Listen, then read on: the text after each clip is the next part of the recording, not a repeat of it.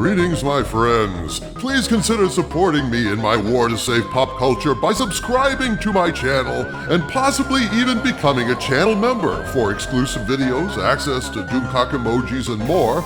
And if you like this video in particular, please consider using the new Super Thanks feature and putting a tip in the tip jar located next to the like buttons down at the bottom of the video. Thank you for watching, and now, on to the video.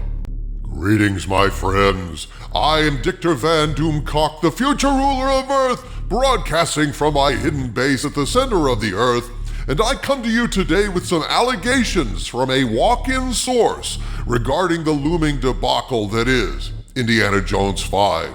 This source is providing us with one of the alleged multiple endings of Indy 5, along with some very interesting allegations of conflict on the set between Kathleen Kennedy and James Mangold regarding the mix and match plot of Indy 5. The more I hear about this movie, the more I hear the famous quote from Lando Calrissian echoing in my mind, "This deal is getting worse all the time." Man, did you see the cringe stuff on 4chan that got posted by some guy claiming to have been at one of these test screenings? The anonymous poster said at the end, young Indy dies, saving Phoebe Waller-Bridge, and then old Indy fades away like Marty McFly in Back to the Future, and then they have a montage of Phoebe Waller-Bridge wearing Indy's outfit, reenacting classic scenes from the original Indiana Jones movies to John Williams' score. Yeah, that was an amusing post, but I don't really believe it in this case. The guy in that post posted a couple of pics allegedly taken of this test screening, one of which was probably from the D23 trailer and another that said Helena will return, that just looked very wrong indeed. So I give that 4chan post a very low probability of being accurate, although God knows, with KK anything is possible, and if by some wild chance that post actually turns out to be true, it's sheer madness that will make the internet melt down come June of 2023. Still, take that bit of info for entertainment value alone. I can't get behind that leak without a hell of a lot more verification. But that said, as viewers of this channel know, James Mangold recently attacked me on Twitter, implying that I'm just a troll and casting doubt on the accuracies of the rumors I'm calling to your attention. But then shortly after his denial, no less than 2 articles came out, essentially confirming the rumors I had presented with different sources inside Disney itself. These papers, the Daily Mail and The Sun, are published in the UK, where a lot of the movie was shot. So it makes sense that these publications would have access to a lot of people who worked on Indy 5 over there and get some great information out of them. But regardless, Mangold attacked me and then got burned when these newspapers confirmed everything I was saying within hours of the attack. I have been at the center of these leaks, and now more leaks are flooding in from various walk-in sources for that very reason. They know I'm the go-to guy for this sort of information, and they want to be heard. Now, the source I'm about to cite has a very interesting and detailed story to tell. This source has been very open with their identity and how they came by this particular information, so I have no reason to be suspicious of what this source is telling me about the tension on the set and one of these proposed endings that was allegedly filmed, except for the fact this is a walk-in source. Someone who contacted me directly that I'd never heard of before. Now, walk-in sources, as I've said before, are always more suspect than my typical sources since my Hollywood spies have not vetted them. Also, as we move closer to the release date, we can expect some disinformation from those who want to discredit me or otherwise detract from the credibility of the information I've already shared with you. So at this point, I'd like to say that what I'm about to relate to you is information provided to me by a walk-in source claiming knowledge of the situation. But since I cannot verify this information, I present it solely as unverified rumor, and I ask you to definitely take it with several spoonfuls of salt. Yes, it certainly pays to be suspicious of walk-ins. This is, in a sense, information warfare, and Lucasfilm is not happy that this information has gotten out. which may well be the point if Disney itself is the source of these leaks, hoping to force Kennedy to change the ending where Indy dies and Phoebe Waller-Bridge steals his hat, whip and passed away from him. Yeah, man, your source told you Chapek was pissed off about the horrible test screenings and that Kennedy wouldn't budge on the ending. So this may be a backdoor campaign to force those changes on her. And it may have worked already, Harvey.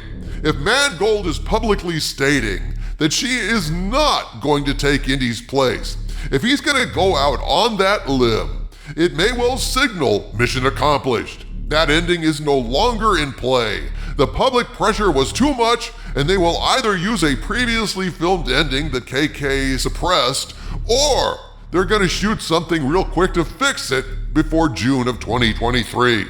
I find it hard to believe Mangold would put his dick on the old block and hand fans a hammer if Phoebe is really going to take Indy's place.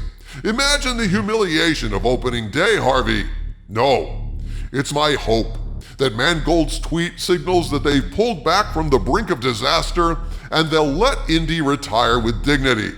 But that said, let's get to what this walk-in source had to say about the terrible tension on the set of Indy 5 and one of the god-awful endings this source claims was shot and tested. My walk-in source, who is adamant they did not want to be identified, said, quote, "Okay, if you agree to keep my name out of it, then we're good. Reason I'm coming to you is because I've seen that you have indeed kept your sources confidential. I might potentially have more intel for you down the line. So here it is. My friend, whose name I won't mention, is a blank for Indy 5, unquote. The source identified what role their friend played on the production, but I have censored that part. The source continues, quote, "He/she at first wouldn't tell me much, but after seeing some stuff that frustrated him/her, they told me everything because this person felt that the legacy of Indiana Jones is being thrown into a dumpster fire. This person told me months ago that they did have several endings that they were trying. I don't know if it was 6, but definitely a few. More recently, this person told me that there were arguments on set, that James Mangold and Kathleen Kennedy would go into a trailer and argue about the plot. The further they got into production, the longer they would argue in the trailer, 2 to 3 hours. This left the crews standing around with nothing to do. And when they eventually came out of the trailer, James and Kathleen would not speak to each other. Everyone on set was tense because of this, and what's worst, it added $60 million to the budget because of the lost time these arguments incurred. Of course, these additional expenses will never be admitted by the studio, but it's true. As for the ending, here it is. I was told by my close friend that the least offending ending is one where Indiana Jones is killed, but get this, he is killed by the supernatural power that the relic has. Essentially, he becomes sort of like the Nazis and Raiders, not respecting the power of the relic. Phoebe Waller-Bridge's character does escape the wrath of the relic, sort of like Indy did in Raiders.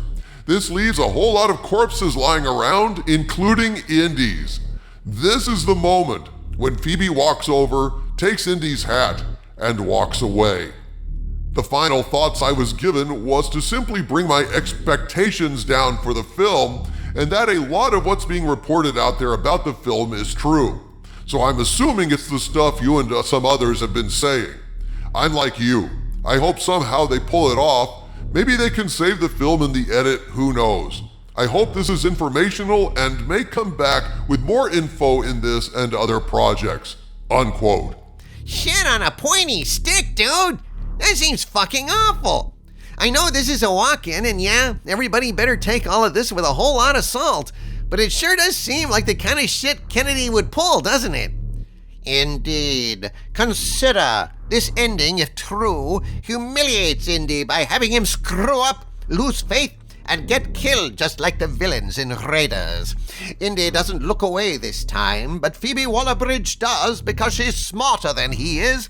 Indy dies humiliated, and she picks his pockets and goes off into the sunset. She is woman, hear her snore. This may well be nonsense, but it's terrible to think that things have degraded to the point where we actually have to entertain such nonsense as a possibility. Honestly, I am neutral on this story. I always stress that you have to be more careful with walk-ins, so I simply present the information to you as it was presented to me, and I leave it to you to decide for yourselves. As I said, I am hopeful that Mangold's denial of all this points to a change in the plot, and I think there's at least a chance now that we may dodge the worst of this nightmare scenario and give Indy a dignified farewell. We'll know for sure next summer, but until then, from the center of the earth, this is Dictor Van Doomcock bidding you all, my friends, stay angry.